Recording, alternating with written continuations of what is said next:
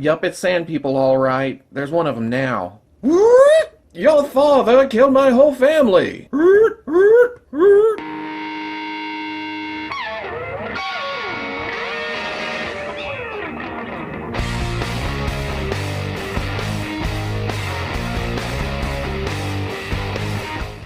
Okay people, welcome back to another Fwoosh review. Tonight I'm taking a look at the Hasbro Star Wars Black Series Tusken Raider. Or if you're collecting the 40th line, sand person, people, whatever. Now I actually got this figure in the 40th line a couple weeks ago when I got my set from Dorkside Toys. But I could not make myself open up the 40th card. I don't know what it is. For some reason I've convinced myself that I need a set of the 40th anniversary cards carded. It just looks too cool. Every time I brought it in here to review it, I couldn't do it. Man, those vintage cards. Looking at the box, it's the standard red and black, the red background. The sand person being this dirty brown and all these other different colors stands out really well against the red. We have the pretty picture, we have the name, warning on the front, warning on the back, warning all over. We get it, Hasbro. On the side, he's number 41. His real name is Pillared Tusken. You know, Mr. Tusken, he teaches down at the community college on Tatooine. Only his friends call him Pillared, though. On the back, pretty picture, bio, legalese, some more warnings. These probably say something like, you just never know how many of these figures you have because they travel in single file. On the side, the updated graphic, top, black, bottom, even more legalese. So I'm going to get this open, and hopefully I haven't hyped myself up too much for this. Oh, no, I'm opening this one. I can't do it. To get it out of the package, the cloth robe was stuffed up under it to, I guess, lessen the footprint inside the box, take up less room. I couldn't tell you why. So when you first get it out, you got to unstuff it, and it's going to be wrinkled as hell. And I'm going to figure out some way to straighten this out, or at least get it to sit. I'm already noticing that the cloth here is really nice. It's not meant to be clean. It's meant to be ragged, and in that aspect it works really, really well. In fact, I'm getting all kinds of little fuzzies here, just messing with it. And there we go, all out of the package. And I don't have any kind of steamer thing, so I just boiled some water and held the figure over it until it just kind of straightened out. I didn't want the robe completely flat because Tusken Raider, sand person, he's out in the desert, he's supposed to look ragged. So I did leave some wrinkles and stuff, but it does lay down on the ground. It kind of flows out. And I guess the robes are my big sticking point. Don't get me wrong, I like them. They add to the figure. They work. But this on top of sculpted sleeves and then a plastic lower dress part, it kind of all works against itself. But standing on the shelf in a diorama for your pictures, this is going to look great. You just have to fiddle with it a little bit. The sculpted bandolier, the pouches on the belt, and the various wraps and bandages and just dirty looking things, everything is sculpted nice. There's a texture pretty much everywhere you look. And then with the paint, I feel like it could be a little bit dirtier, but they did go out of the way to, you know, at the bottom it's darker where it looks like it's been dragging the ground.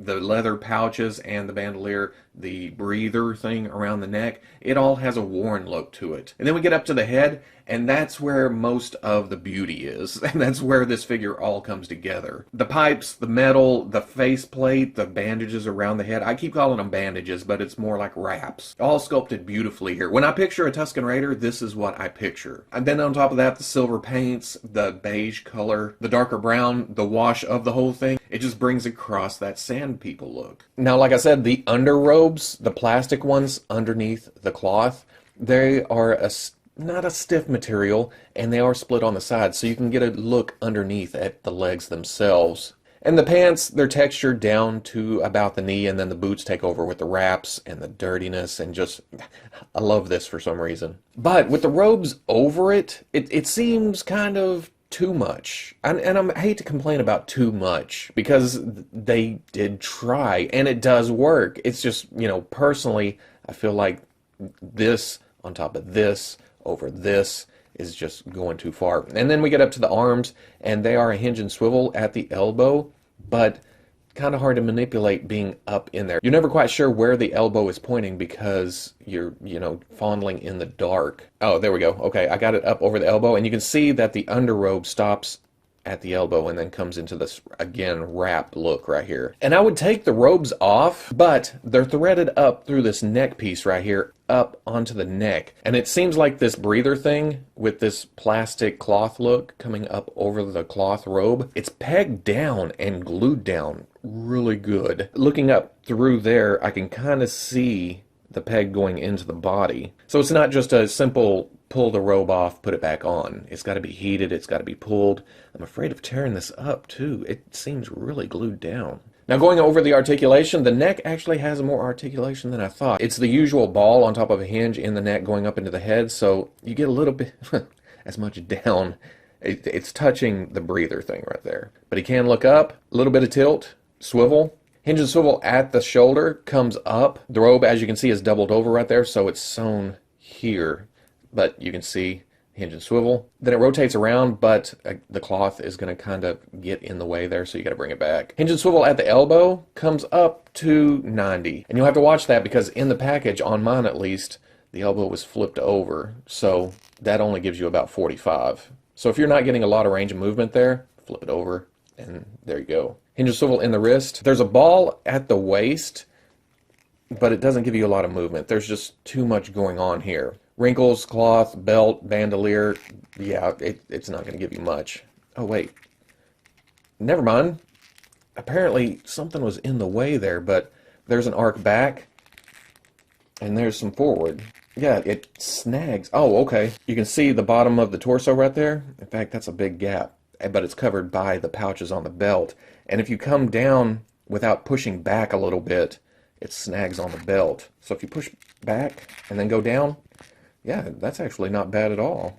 But it doesn't seem like there's a lot of side to side. Then there's rotation. Hinge and swivel at the hips. The plastic robe is pliable enough to get up out of the way, but it looks like he's pushing siding up. Comes up that far, goes back, goes out, swivel at the thigh. Double knee comes up to about right there. For some reason, I guess to preserve the sculpt of the wrap right here, they didn't cut the articulation down as far as they usually do right here. Hinge at the ankle, goes back, goes forward, and then there's forward-facing pin for rocker. And for accessories, the Tusken comes with his cycler rifle. Holy shit, Robo did some research before starting a review. This looks really great. It has kind of a fake wood finish to the wood parts. There's scope on it. Metal parts just kind of latched on. The silver paint really brings out some of the detail. And if I remember right, this was in episode 1 where they're shooting down onto the pod race. Now the problem I have with this is he can't really hold it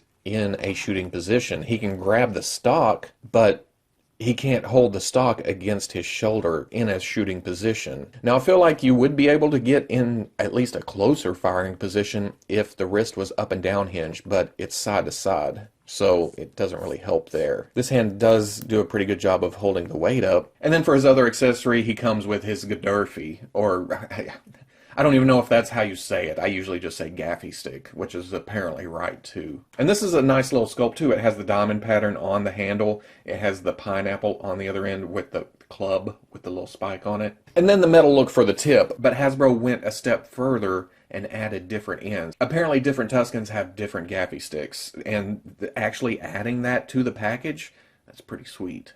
It has another tip that's kind of an arrowhead look. And then another one that looks kind of like a pine cone. And then one even comes in a different color. This one's silver. Nice little change to that. And to change them out, it's just a single little peg.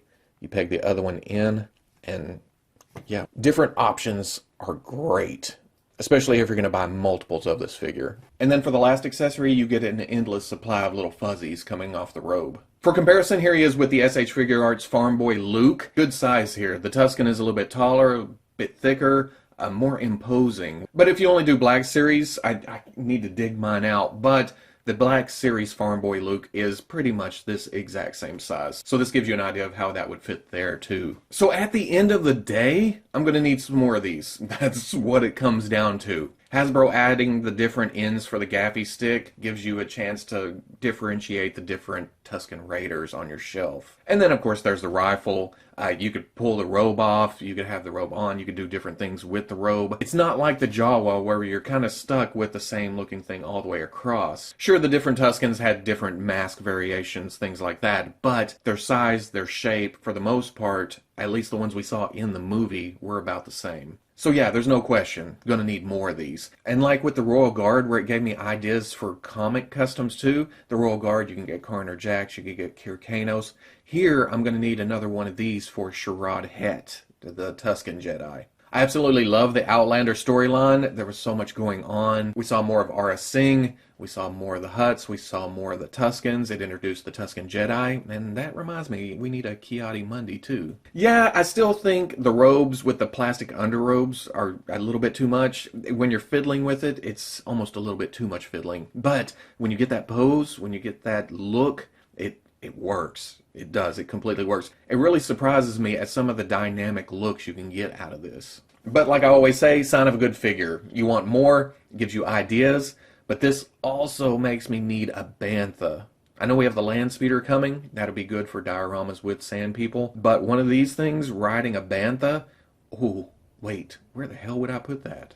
I have no clue. I'd find a place for it though. Hasbro, bantha, need it. So if you like the review, comment, like, subscribe. And I'll catch you on Fwoosh.